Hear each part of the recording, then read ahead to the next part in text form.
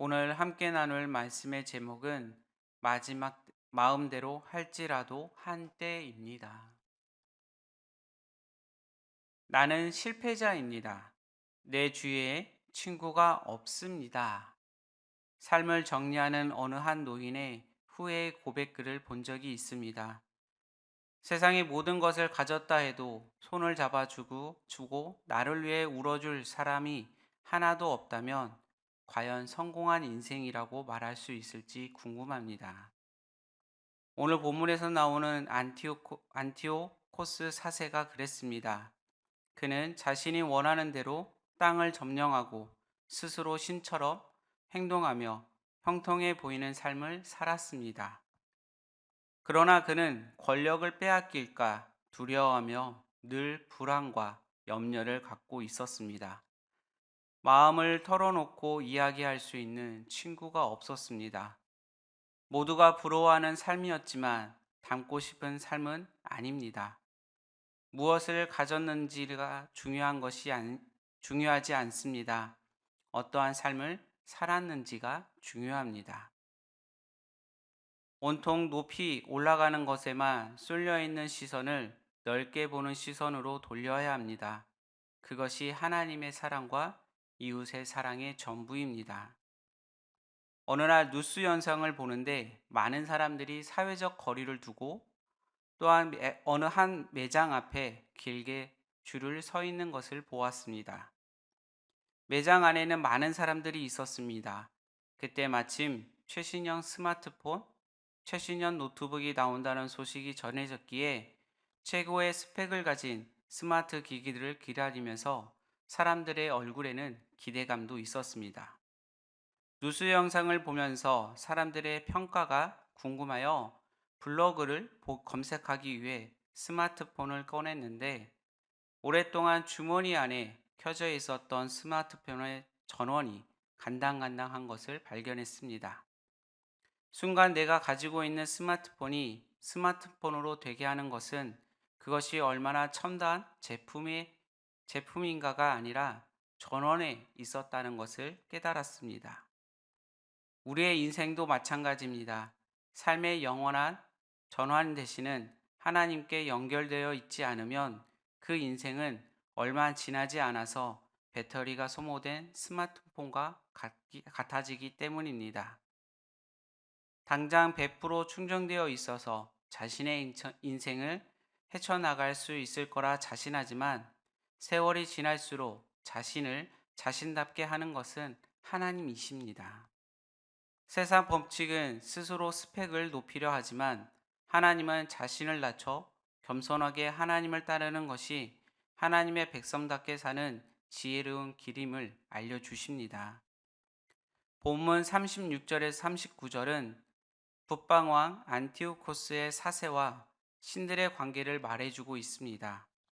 우리 말씀 다니엘서 11장 36절의 말씀을 우리 함께 읽겠습니다. 그 왕은 자기 마음대로 행하며 스스로 높여 모든 신보다 크다 하며 비상한 말로 신들의 신을 대적하며 형통하기를 분노하심이 그칠 때까지 이리니 이는 그 작정된 일이 반드시 이룰 것임이라. 본문에 등장하는 세상 권력자 안티오코스 사세는 신과 상관없이 자기 마음대로 행하는 왕이었습니다. 그는 스스로 높여 자신의 모든 신보다 크다고 공언을 합니다.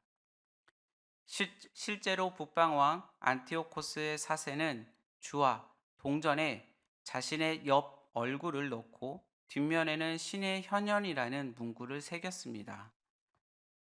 그리스 신화에 나오는 최고의 신의 아버지라고 불리는 제우스를 자신과 동일하게 여기면서 하나님을 모독을 했습니다. 그러면서 자기의 입으로 하는 말이 다 실현되자 현통하다라고 생각을 합니다. 이것이 바로 잠언의 말씀에 나오는 악인의 형통함입니다. 악인은 세상을 주관하시는 하나님을 알지 못하기에 하나님을 인정하지 않고 자기 자신을 중심에 두고 마음대로 행동을 합니다. 하나님께서 그대로 두시니 악인이 형통한 것처럼 보이나 악인이 자기 마음대로 행하여 온갖 악행을 저지르게 가만히 놔두지 않습니다. 그들의 행동에는 제한이 있습니다. 영원하지 않습니다. 하나님 때가 되면 작정하신 심판을 행하십니다. 세상에는 하나님을 대적하며 우리를 속이는 거짓 신들이 많이 있습니다. 학업이 되고 관계가 되고 자아실현, 돈, 건강, 사업 등 그것들을 해결을 하면 행복할 것이라 믿습니다. 그러나 하나님 안에 있는 부유함을 경험한 사람들은 결코 세상의 부와 자아실현을 귀하게 여기거나 인생의 목적으로 삼지 않습니다. 우리는 내 생각만을 주장하고 싶은 우리의 욕심과 자아를 꺾고 하나님 앞에 있는 풍요와 세상을 이기는 힘을 공급받아야 합니다. 그렇다면 여러분들이 지금 따르는 것은 무엇이며 여러분은 무엇을 위해 오늘을 살고 있다라고 말할 수 있을까요? 하나님 없는 악인의 형통이 아닌 하나님과 동행함으로 누리는 형통함이 여러분의 인생을 채우시길 소망합니다. 본문 다니엘 11장 40절의 말씀을 우리 함께 읽겠습니다. 마지막 때에 남방 왕이 그와 힘을 겨룰 것이나 북방 왕이 병거와 마병과 많은 배로 회오리 바람처럼 그에게로 마주와서 그 여러 나라에 침공하여 물이 넘칠같이 지나갈 것이요. 남방 애국과 북방 안티오코스 사세는 다시 전쟁을 합니다. 안티오코스 사세는 물이 휩쓸고 지나가듯 애굽을 초토화시킵니다. 그의 힘과 세력을 막을 나라가 없습니다. 홍수 때 모든 것이 쓸려 나가듯이 안티오코스 사세가 지나가면 모든 것이 황폐해졌습니다. 그러나 그의 공격을 피한 에돔, 모압, 암몬, 리비아, 에디오피아는 안티오코스 사세에게 복종하고 그의 시종이 됩니다. 그는 수많은 나라를 복종시키고 그를 따르는 이들이 많아지면서 세력도 커져갔습니다. 그러나 그도 결국은 종말을 맞이하게 됩니다. 마지막에 이르러 그를 도와줄 사람이 아무도 없습니다. 세상의 권력자는 하나님을 두려워하는 대신 강한 힘을 숭상합니다. 그 힘을 따르기 위해 약자들을 괴롭히고 위협하기도 하며 막강한 힘을 유지하기 위해 힘을 과시하며 그 힘에 굴복하도록 위험한 일도 서스럼 없이 저지르기도 합니다. 힘으로 사람들 위해 군립하고 억압하는 것이 세상의 모습이라면 하나님은 모든 권능과 능력이 뛰어나신 분이시지만 그 전능하심으로 우리를 억압하지 않으십니다. 오히려 이 세상에 하나뿐인 아들을 주기까지 내어주신 그 사랑으로 겸손으로 섬김으로 우리를 압도하십니다. 세상의 합리적이고 논리적인 힘의 논리에 자꾸 내 마음과 시간, 노력을 움직이지 마시기 바랍니다. 힘으로 억압하는 하나님 없는 악한 방식에 무릎 꿇지 않고 하나님의 말씀대로 하나님께서 가르쳐 주신 방식대로 살아가시길 소망합니다.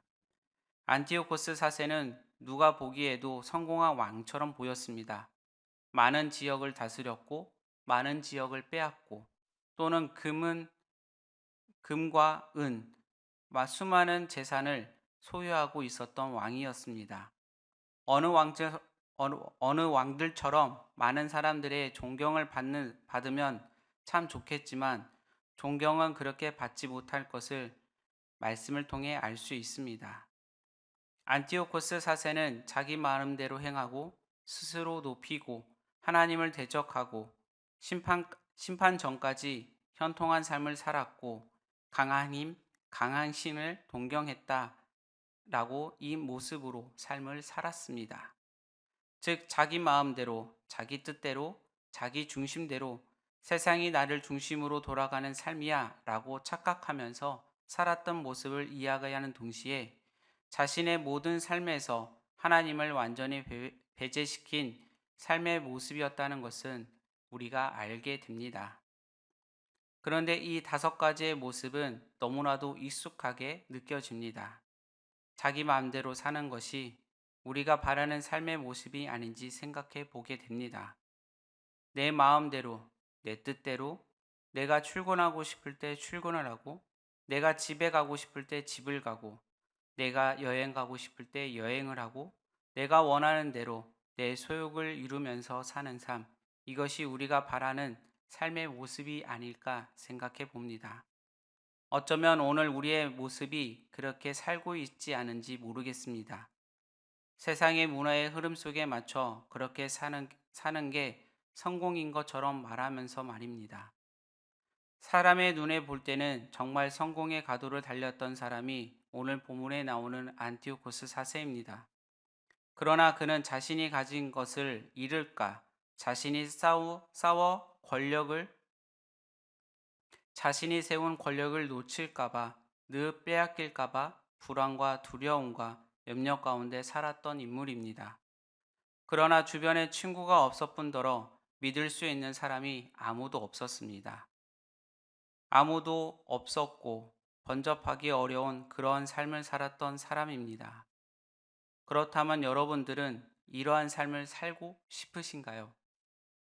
아무도 없고 범접하기 어려운 아주 높은 산 봉우리 같은 인생도 참 멋지지만 비록 낮을지라도 새와 동식물과 많은 사람들이 함께 어우러져 사는 낮은 언덕 같은 삶이 훨씬 더 멋진 삶, 멋진 인생이 아닌가 생각해 봅니다. 높이 올라가는 곳에 쏠려 있는 우리의 시선을 이제 조금 낮춰서 우리의 주위를 바라보면서 넓게 보실 필요가 있습니다. 오늘 우리가 말씀을 통해 묵상하면서 주목해야 할 것은 성공하느냐, 성공하지 않느냐가 아니라 하나님께서는 성공을 주실 수도 있습니다. 그리고 하나님께서는 그 성공을 빼앗아 가실 수도 있습니다. 하나님께서는 가장 좋은 때에 우리의 영혼을 살리기 위해 가장 적합한 방법을 우리에게 반드시 허락해 주십니다. 그렇기 때문에 우리가 늘 주목해야 할 것은 이 사람이 성공했느냐, 이 사람이 무엇을 가졌느가 아니라 이 사람이 정말 하나님만 주목하고 있는지, 하나님만 붙들고 있는가, 하나님께 붙잡혀 있는지, 나의 영혼이 하나님만을 의지하고 있는지, 오늘도 내 삶을 이끌어 가시는 그 하나님의 말씀을 의지하고 있는지, 하나님께서 지금 내게 말씀을 주시고 내가 어떻게 사는지 또 무엇을 원하시는지 내가 알고 있는가, 이것이 우리에게 중요한 일이 아닌가 생각해 봅니다. 그러므로 오늘 우리 가운데 우리의 삶에서 내 마음이 하나님의 음성을 들을 수 있는, 하나님의 말씀을 들을 수 있는 깨끗한 마음이 함께 하시길 소망합니다. 세상의 여러 가지 혼란스럽고 어려움들 가운데서도 오늘 우리에게 들려주시는 그 하나님의 말씀을 들을 수 있는 청결한 마음이 함께 하시길 소망합니다. 세상의 성공을 바라는 인생이 아니라 하나님과 함께 동행하는 삶이 오늘 여러분들에게 함께하길 소망합니다. 오늘 말씀은 세상의 권력자 안티오쿠스 4세를 보면서 그의 모습이 우리의 삶과 정반대의 삶을 볼 수 있습니다.